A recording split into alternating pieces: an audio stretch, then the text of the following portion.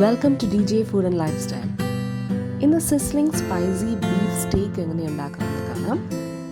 ഇതിൻ്റെ കൂടെ stir fried vegetables and മാഷ് പൊട്ടറ്റോ ആണ് സെർവ് ചെയ്യുന്നത്.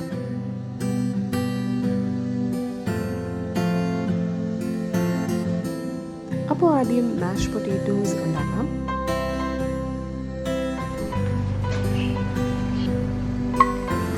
കുറച്ച് ബട്ടർ ഇടാം. ഞാൻ ചെറിയൊരു ക്യൂബ് ബട്ടർ ആയിട്ടിരിക്കുന്നു. ഇത് ഏകദേശം ഒരു 1.5 ടീസ്പൂൺ വരും ബട്ടർ. അതിലേക്ക് ബോയിൽഡ് പൊട്ടറ്റോസ് നന്നായിട്ട് പുഴുങ്ങിയ ഉരുളക്കിഴങ്ങാണ് ചേർത്തിരിക്കുന്നത്. ഇന്നത്തെ 2 വലിയ ഉരുളക്കിഴങ്ങ് എടുത്തിരിക്കുന്നത്. നമുക്ക് ആവശ്യത്തിന് എന്തോരം വേണം മാഷ് പൊട്ടറ്റോ അതിനനുസരിച്ച് എടുക്കാം. അതിലേക്ക് ഞാൻ കുറച്ച് ഉപ്പ് ചേർത്തിട്ടുണ്ട്. എന്നിട്ട് നന്നായിട്ട് ഇത് സ്മാഷ് ചെയ്തെടുക്കണം. അപ്പോൾ ഞാൻ ഈ ഒരു സ്പൂൺ വെച്ചിട്ട് നന്നായിട്ട് പ്രസ് ചെയ്ത് കട്ടകളൊന്നും ഇല്ലാതെ നന്നായിട്ട് ഇതൊന്ന് മാഷ് ചെയ്ത് കൊടുക്കണം. ഇതിലേക്ക് ഫുൾ ഫാറ്റ് ക്രീം അല്ലെങ്കിൽ മിൽക്ക് നമുക്ക് ചേർക്കാം. ഒരു 1/2 കപ്പ് ഓളം മിൽക്ക് അല്ലെങ്കിൽ ക്രീം ചേർക്കാം ഇതിൻ്റെ അകത്ത്.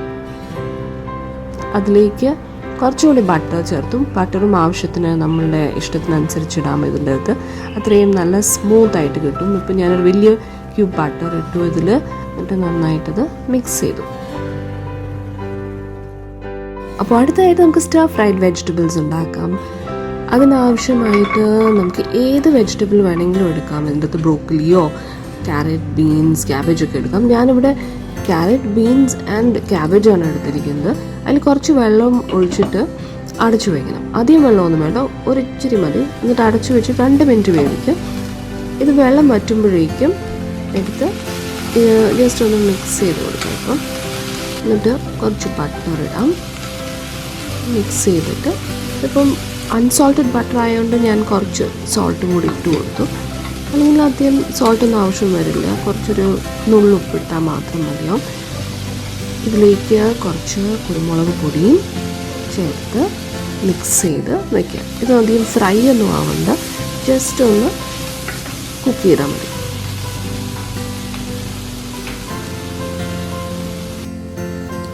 സോ അടുത്തത് നമ്മളുടെ സിസ്ലിംഗ് സ്പൈസി ബീഫ് സ്റ്റേക്ക് ഉണ്ടാക്കാം. അതിന് ഒരു സിസ്ലർ പ്ലേറ്റ് വേണം. സിസ്ലർ പ്ലേറ്റ് ഇല്ലാന്നുണ്ടെങ്കിലും ഉണ്ടാക്കാം. ഒരു ചപ്പാത്തിയൊക്കെ ഉണ്ടാക്കുന്ന തവയുണ്ടല്ലോ, അതിലും ഉണ്ടാക്കാം. ഇപ്പോൾ സിസ്ലർ പ്ലേറ്റ് ഞാനിവിടെ ഹീറ്റ് ചെയ്യാണ്. നമ്മൾ സെർവ് ചെയ്യുന്ന മുമ്പായിട്ട് ഒരു 10-15 മിനിറ്റ് മുമ്പായിട്ട് തന്നെ നല്ല ഹൈ ഹീറ്റിൽ ഇത് ചൂടാക്കണം. അത് ചൂടാവട്ടെ. നമുക്ക് കുറച്ച് കുരുമുളക് പൊടിച്ചെടുക്കാം.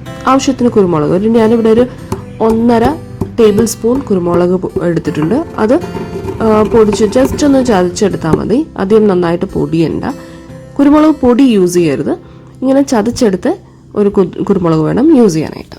ബീഫ് സ്റ്റേക്ക് ഞാൻ യൂസ് ചെയ്യുന്നത് റിബ് ഐ സ്റ്റേക്കാണ് യൂസ് ചെയ്യുന്നത്.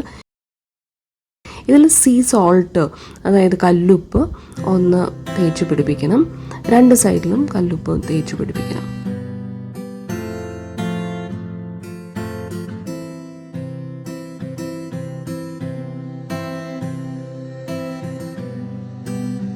ചതച്ച് വെച്ചിരിക്കുന്ന കുരുമുളകും കൂടെ ഇതിലൊന്ന് സ്പ്രെഡ് ചെയ്തിട്ട് കൊടുക്കാം. 2 സൈഡിലും ആ കുരുമുളകും കൂടെ ഇട്ട് കൊടുക്കാം.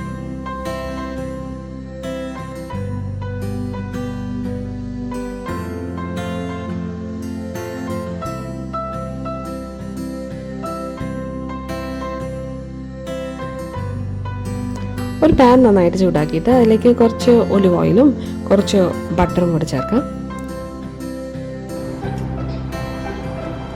1-2 ടീസ്പൂൺ ഒലിവ് ഓയിൽ മതിയാവും. അതിലേക്ക് നമ്മളുടെ ബീഫ് സ്റ്റേക്കും കൂടെ ഇട്ട് കൊടുക്കാം. ഇത് 3 മിനിറ്റ് വീതമാണ് ഞാൻ ഓരോ സൈഡും കുക്ക് ചെയ്യുന്നത്. ഇതൊരു വെൽഡൺ സ്റ്റൈലിലാണ് ചെയ്യുന്നത്. വെൽഡൺ സ്റ്റൈലിന് പറയുമ്പോൾ 3 മിനിറ്റ് അല്ലെങ്കിൽ 3-4 മിനിറ്റ് വരെ ഒരു സൈഡ്, മറ്റേ സൈഡും അതുപോലെ തന്നെ കുടിച്ചിട്ടിട്ട് 3-4 മിനിറ്റ് കുക്ക് ചെയ്തെടുക്കാം.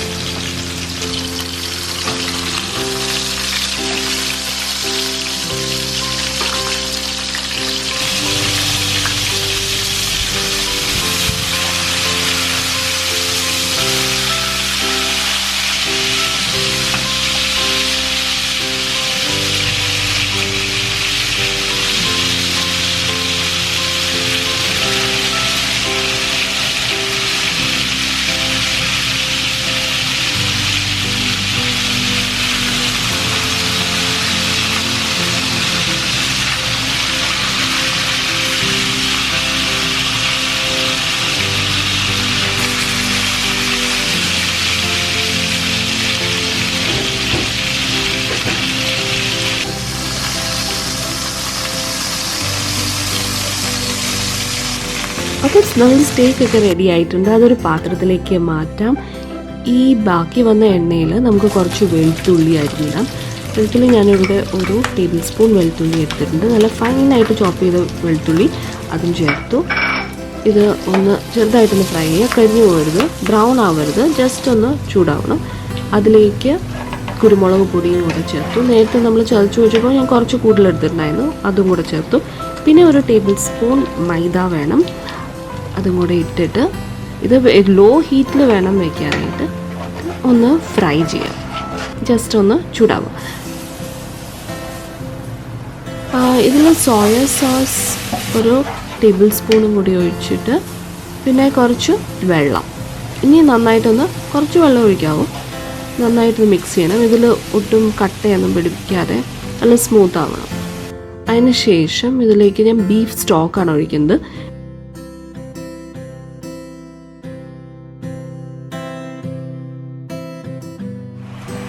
ഇത് ഒന്ന് ചൂടായി വരുമ്പോൾ തിക്കായിട്ട് വരും.